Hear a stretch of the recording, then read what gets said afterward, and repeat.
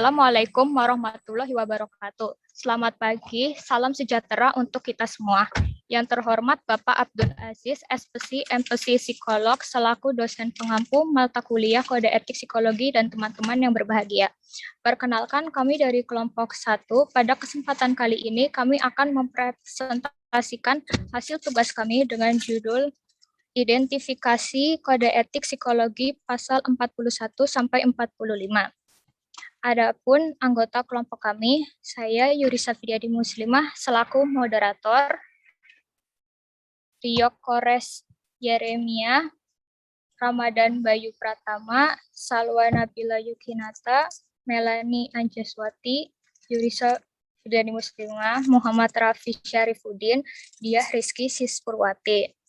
Selanjutnya, slide pertama akan dibacakan oleh Muhammad Rafi Syarifuddin. Waktu dan layar kami persilahkan. Baik, terima kasih moderator. Di sini saya akan menjelaskan tentang pasal 41. Pengungkapan informasi peserta pendidikan dan atau pelatihan. Ayat 1. Psikolog dan atau ilmuwan psikologi mengambil langkah-langkah untuk melindungi perorangan atau kelompok yang akan menjadi peserta pendidikan dan atau pelatihan dari konsekuensi yang tidak menyenangkan, baik dari keikutsertaan atau penarikan diri atau pengunduran dari keikutsertaan. Ayat 2. Psikolog dan atau ilmuwan psikologi tidak meminta peserta pendidikan dan atau pelatihan untuk mengungkapkan informasi pribadi mereka dalam kegiatan yang berhubungan dengan program yang dilakukan, baik secara lisan atau tertulis, yang berkaitan dengan sejarah kehidupan seksual, riwayat penyiksaan, perlakuan psikologis dari hubungan dengan orang tua, teman sebaya, serta pasangan ataupun orang-orang yang signifikan lainnya. Hal tersebut tidak diberlakukan, kecuali jika program ini menjadi salah satu cara atau pendekatan yang dianggap penting dan tepat untuk dapat memahami, berempati, memfasilitasi pemulihan dan atau memampukan peserta untuk menemukan pendekatan penanganan yang tepat bagi isu atau kasus khusus tersebut. Ayat 3. Bila pengungkapan informasi pribadi yang peka harus dilakukan, hal tersebut harus dilakukan oleh psikolog dan atau ilmuwan psikologi yang terlatih untuk memastikan kebermanfaatan maksimal, mencegah dampak negatif dari hal tersebut, serta untuk tetap memastikan tidak diungkapkannya informasi pribadi tersebut dalam konteks lain di luar kegiatan ini oleh semua pihak yang terlibat. Gambaran dari aplikasi pasal ini adalah seorang dosen bertanya tentang alasan ketidakhadiran perkuliahan salah satu mahasiswa. Alasan mahasiswa tersebut adalah informasi pribadi yang berkaitan dengan perilaku psikologis yang diterima dari orang tuanya. Dalam hal ini, dosen meminta mahasiswa mengungkapkan informasi tersebut untuk menemukan solusi pendekatan yang sesuai untuk menyelesaikan masalah yang dihadapi mahasiswa tersebut. Kesimpulan dari pasal 41 ini adalah psikolog atau ilmuwan psikologi wajib melindungi hak-hak klien, baik saat mengikuti maupun setelah selesai mengikuti pendidikan dan atau kepelatihan dengan tidak menanyakan rahasia pribadi klien, kecuali jika program itu menjadi satu acara pendekatan yang dianggap penting untuk dapat memahami, berempati, memfasilitasi pemulihan dan atau memampukan peserta menemukan pendekatan penanganan. Tugas psikolog hanya membujuk keinginan klien menceritakan masa lalunya dan mencegah klien supaya tidak berbicara di luar konteks informasi. Dan psikolog dilarang membocorkan informasi yang didapat dari klien.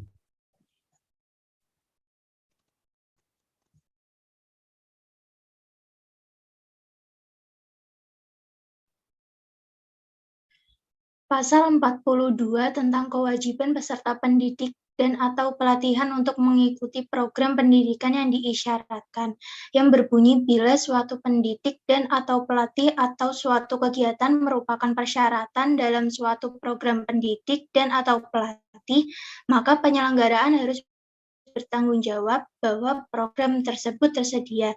Pendidik dan atau pelatihan yang diisyaratkan tersebut diberikan oleh ahli dalam bidangnya yang dapat tidak berhubungan dengan program pendidikan dan atau pelatihan tersebut. Contoh aplikasi pasal. Yang pertama, salah satu SMA di Kota Semarang mengadakan serangkaian tes untuk mengumpulkan informasi terkait dengan pengukuran akademik siswa. Maka dengan begitu seorang psikolog dan ilmuwan psikologi akan diperlukan tes untuk mengukur tingkat kecerdasan, bakat, kepribadian, dan minat dari siswa. Yang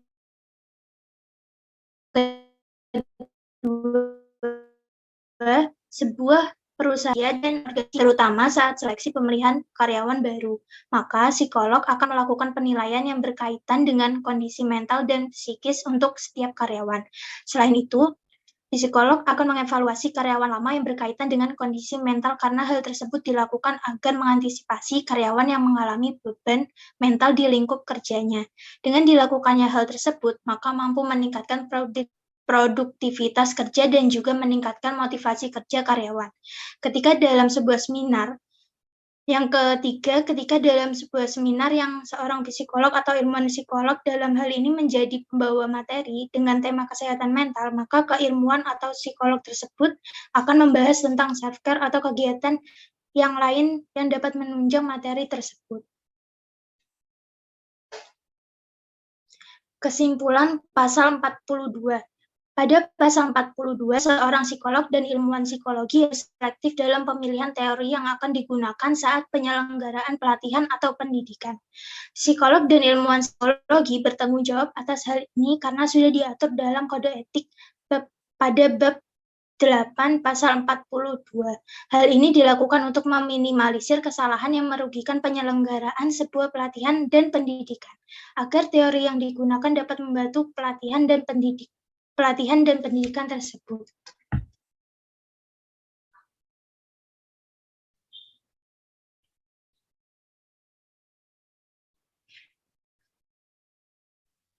Pasal 43, penilaian kinerja peserta pendidikan dan atau pelatihan atau orang yang disupervisi.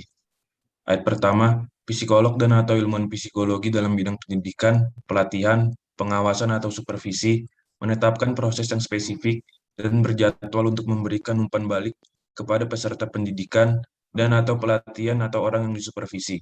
Informasi mengenai proses tersebut diberikan pada awal pengawasan. Ayat kedua, psikolog dan atau ilmuwan psikologi mengevaluasi kinerja peserta pendidikan dan atau pelatihan atau orang yang disupervisi berdasarkan persyaratan program yang relevan dan telah ditetapkan sebelumnya.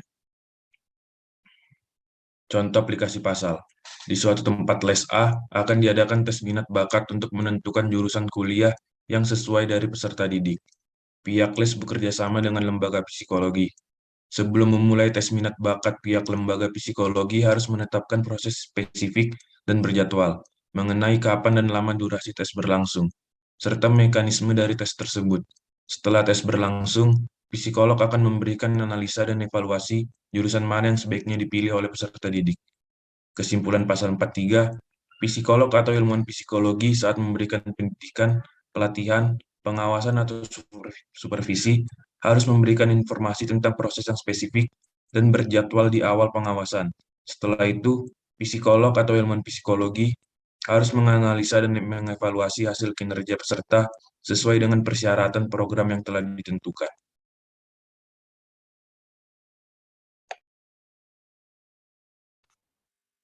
Pasal 44, keakraban seksual dengan peserta pendidikan dan atau pelatihan atau orang yang disupervisi. Ayat pertama, psikologi dan atau ilmuwan psikologi tidak terlibat dalam keakraban seksual dengan peserta pendidikan dan atau pelatihan atau orang yang sedang disupervisi.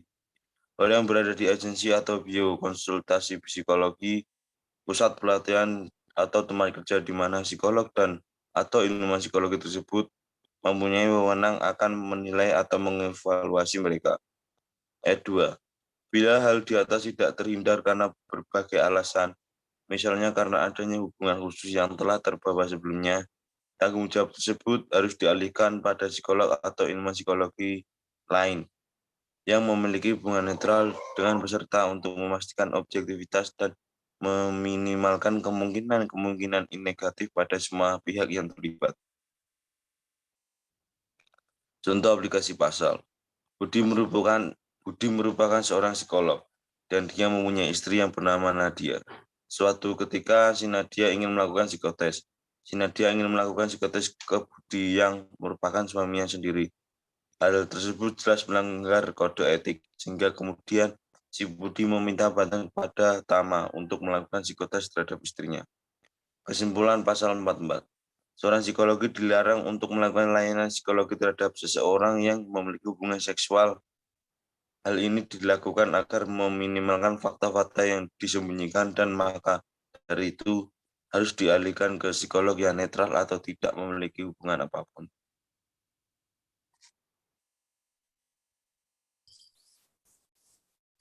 Pasal 45, Pedoman Umum. Ayat pertama, penelitian adalah suatu rangkaian proses secara sistematis berdasar pengetahuan yang bertujuan memperoleh fakta dan atau menguji teori dan atau menguji intervensi yang menggunakan metode ilmiah dengan cara mengumpulkan, mencatat, dan menganalisis data.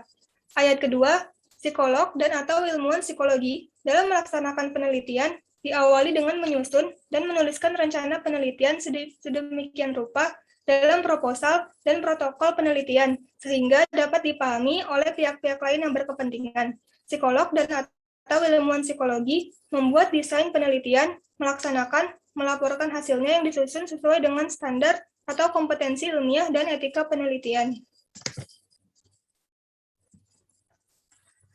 Gambaran aplikasi pasal.